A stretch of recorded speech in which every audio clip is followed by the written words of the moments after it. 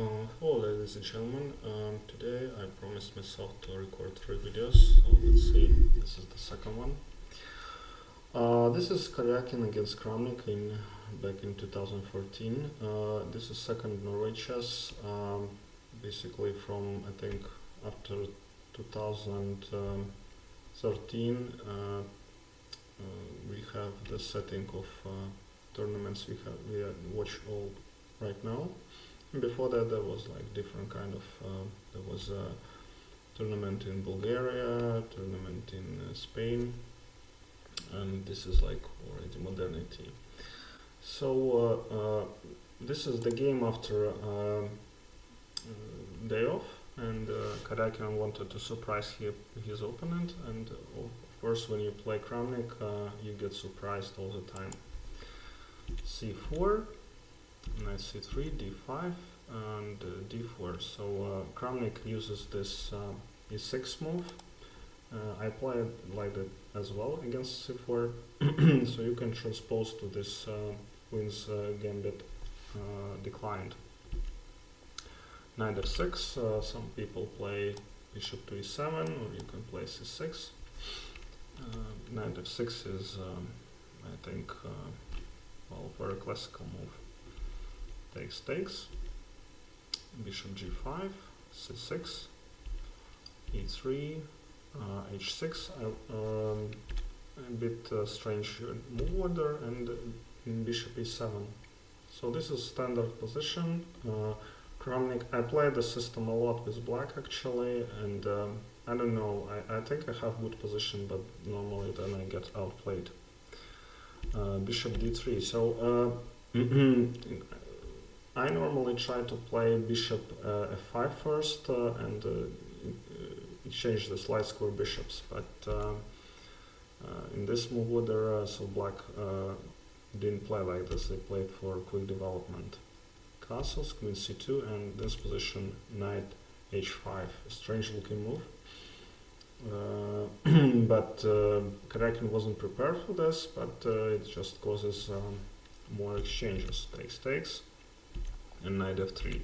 Another option is to play knight to e2, more, but I think according to Karjakin this is where white castles kingside, and he decided to put his bishop on f1, and he played knight f3. Again, I wouldn't consider this. You normally don't want to play like this, but bishop f1 is one of the engine moves. Knight d7, and castles queenside. So now this pawn has been pinned, now it's attacked, and white obviously has attack against the king. This plan is I've seen it many times recently, and that is why black don't make castle that quickly. They try to wait. If white tries to castle queenside, then they also castle queenside and have a bit worse position, I'd say. h4, queen f6, knight to b6. This is not obvious, but that's how grandmasters roll. And Sergey played, he said that at this point he lost a lot of time already, but that surprised me because white didn't do anything unusual, and there was very known position, and then okay, one move, exchanged the bishops, and still he lost a lot of time here, so he had to hurry up. h5, knight to e5, and rook h4. So he was pretty happy with the position, but he said that after bishop f5 it's still black doesn't have problems. But I don't know, I think white has some edge here because of this pawn, and they have I think easier game. But they exchange the queens, rook f4, and knight e5. Again, engine shows that the position is completely equal, and they just start maneuvering stage. b3, nice move, taking away the c4 square. e5, and knight to 8.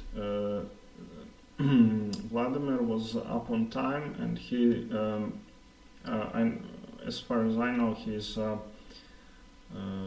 you know, that he always wants to win. He doesn't like draws like Topalov, and the irony is that at some point Kramnik's nickname was Drawnik, yeah, so he played a lot of draws, but he has a totally different character, yeah, he just plays for a win with black.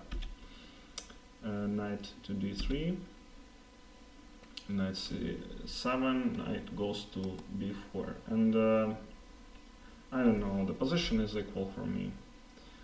g4, Karjakin just repeats the moves, knight e4, knight goes to king b2, so that on b4 there is no check.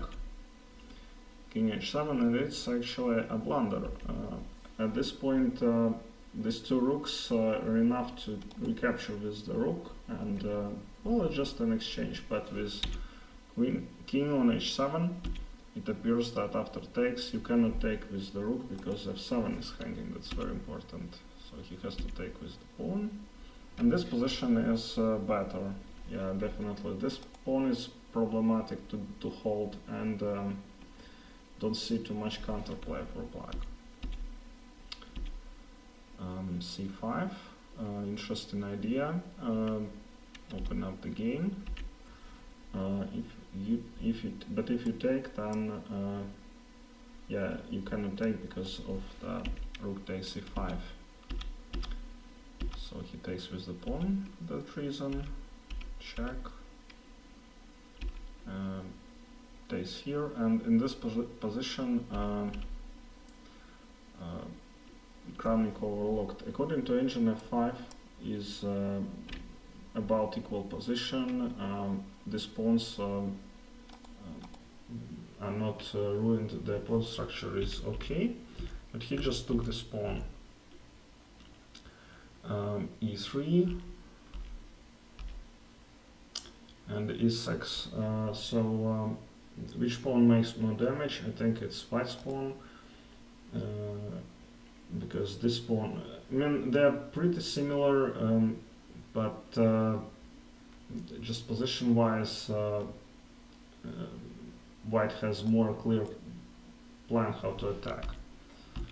So rook a7, and it's not easy to defend this pawn. If you play rook d7, then important that a5 is coming, yeah, and this pawn will be pinned, so white can break through on the queen side. So let's see what happened next. Rook f6. Vladimir gave up an exchange.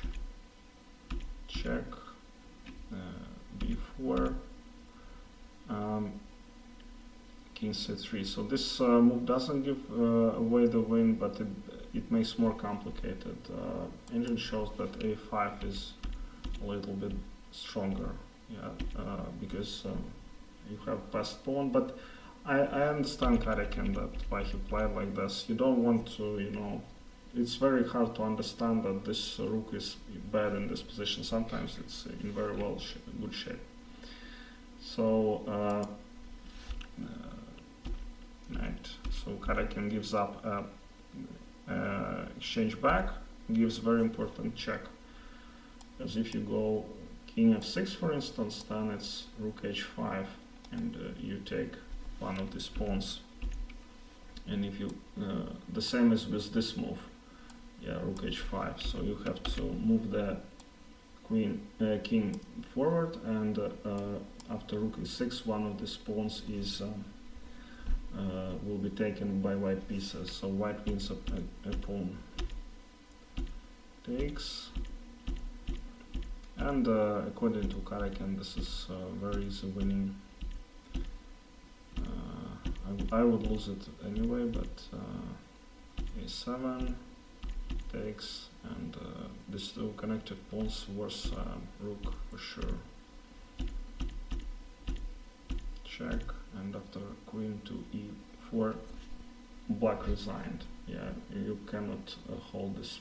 You cannot move with the king because of this pawn is hanging, and if you move the rook here, then it's mate in one, and if you move the rook, for instance, here, yeah, then it's mate on g2, and the same as, okay, let's go back here, then queen h1, yeah, and this is also mate. So, very good win by Sergey. Thank you for watching, and see you next time.